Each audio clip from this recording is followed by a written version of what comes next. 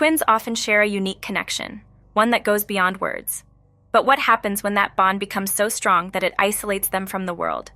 When two people become one entity, refusing to speak, refusing to separate, and ultimately, leading each other down a dark and twisted path. June and Jennifer Gibbons weren't just sisters. They were trapped in a reality only they understood. They spoke in a secret language, moved in eerie synchronization, and lived in complete silence around others. Their bond was both their greatest strength and their ultimate curse. How did two bright young girls become so disconnected from reality? What drove them to act out disturbing fantasies? And why did one of them have to die for the other to finally be free? Today on Bloodspot, we talk about the story of June and Jennifer Gibbons, identical twins who were so inseparably connected that they became completely cut off from the rest of the world. June and Jennifer Gibbons were born on April 11, 1963, in Barbados, to Caribbean parents Gloria and Aubrey Gibbons. Their father, Aubrey, was a technician for the British Royal Air Force, and when the twins were still infants, he was transferred to the United Kingdom. The Gibbons family settled in Haverfordwest, Wales, a quiet, predominantly white town. As one of the few black families in the community, they stood out. From the very beginning, the twins were different. June and Jennifer were close, even by twin standards. But their connection was unusual and unsettling.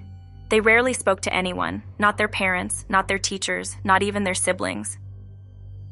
At home, they whispered to each other in a fast, incomprehensible language, one that no one else could understand. It was a mix of English, Bayesian Creole, and made-up words, spoken at a rapid pace. They also moved in complete synchronization, mirroring each other's movements like reflections in a mirror. It wasn't just selective mutism, it was complete exclusion from the outside world. Teachers at their school noticed the twins' eerie silence. At first, they assumed they were just shy, but as time went on, it became clear that something was seriously wrong. The twins refused to speak to anyone, even when addressed directly.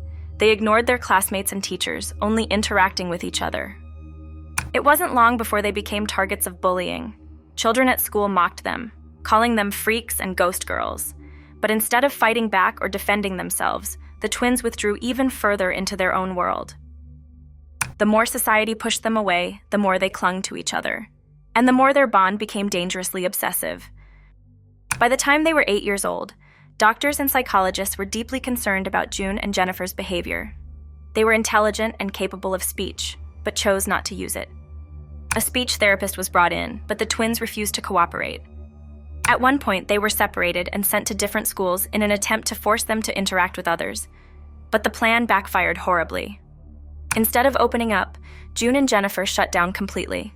They became catatonic, refusing to eat, move, or function without each other. When they were finally reunited, they collapsed into each other's arms, as if they had been separated from their own soul. It became clear to everyone.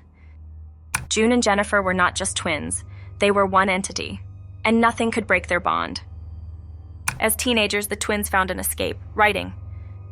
They began crafting elaborate stories, poems, and novels, often featuring disturbing themes of crime, love, and violence. Their stories reflected their inner darkness. One novel, Pepsi Cola Addict, told the story of a boy seduced by his high school teacher.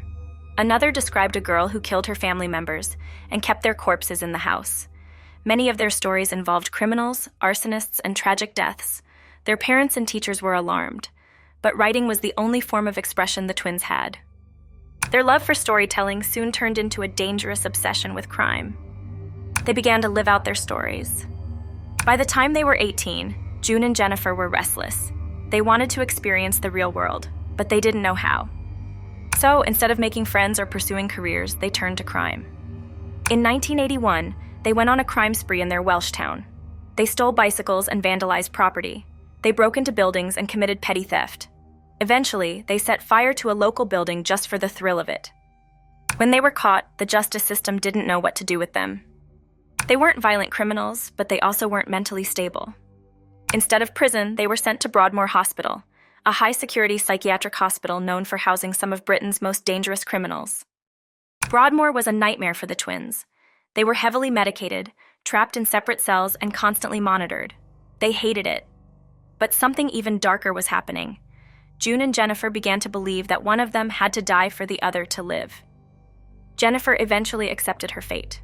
She told June, "You're going to be free, but I have to die." And then, the impossible happened. In 1993, after 12 years in Broadmoor, the twins were finally transferred to a lower security facility. During the transfer, Jennifer suddenly collapsed. She was rushed to the hospital, where she died hours later from sudden myocarditis, an inflammation of the heart. No drugs, no poison, no underlying condition. It was as if she had simply willed herself to die. After Jennifer's death, June began speaking normally. For the first time in her life, she communicated with others. She was released from psychiatric care and began living a quiet life in Wales. When asked about her sister, she simply said, "We were doomed. One of us had to go." Their story has been the subject of books, documentaries, and films, including The Silent Twins, 2022. Even today, their case remains one of the strangest psychological mysteries in history. Was their bond a tragic mental illness, or was it something truly unexplainable? One thing is certain: the Silent Twins remain one of the most haunting stories of obsession, silence, and tragedy ever recorded. What do you think? Were the twins mentally ill, or was their bond something supernatural? Could their fate have been avoided? Let me know in the comments below. Like, share, and subscribe for more chilling true crime stories.